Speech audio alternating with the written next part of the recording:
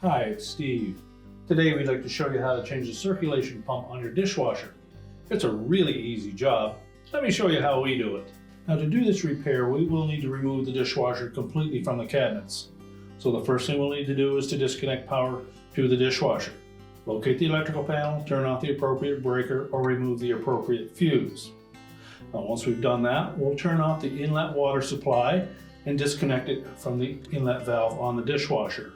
We'll also probably need to disconnect the drain hose at the pump on the dishwasher or at the drain outlet under your sink.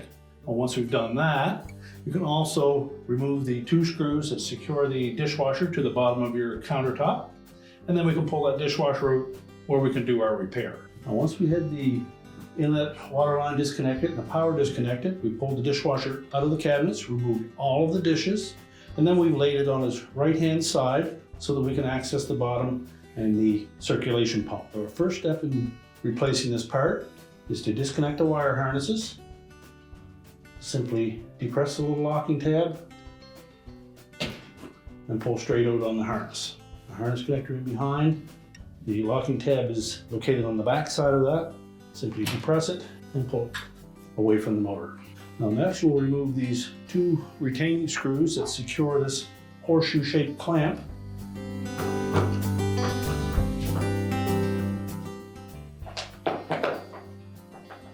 If that clamp is in there quite tight, just take a flat blade screwdriver and go in underneath and just pry that a little bit to break it free, and then pull it straight off. Now next we'll lift the old pump assembly out of the sump, grasp it with both hands,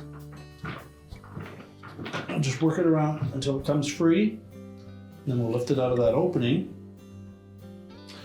Now what we will need to do is to remove these 2 O-rings from the old pump and then position those on the new one. If they show signs of drying or cracking out or any area where they may have been leaking there, you'll probably want to replace those seals at this time. Now to remove the old ones, simply squeeze them enough so that you can pop it out of the little groove that they sit in.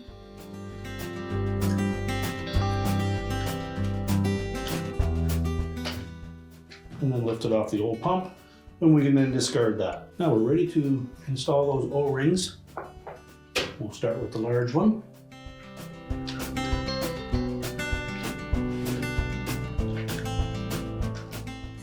And without stretching it any more than we have to, we'll fit it into that groove around the pump.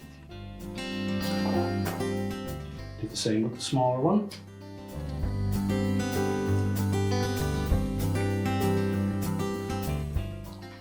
Now before we install that new pump into the sump area, we'll first of all clean the inside edge of that, make sure there's no debris or soap in that area that will impede the integrity of that seal.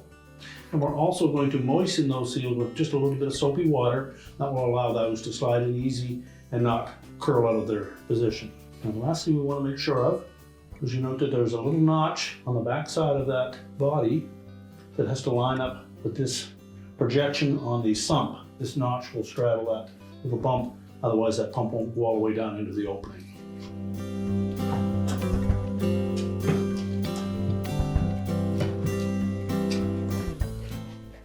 So looking down from the top, we'll line that up. And the pump should sit flush on that housing. We can then reinstall our clamp, slide it into position, and line up that hole in that clamp with that little pin. Reinstall the retaining screws.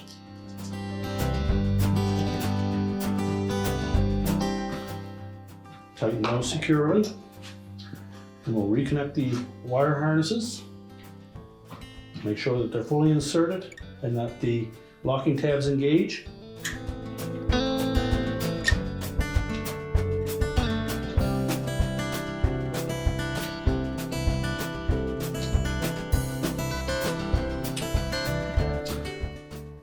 Now we're ready to stand the dishwasher back up and prepare to put it back into the cabinets. We're now ready to reconnect our inlet water supply and turn it on. We'll reconnect the power.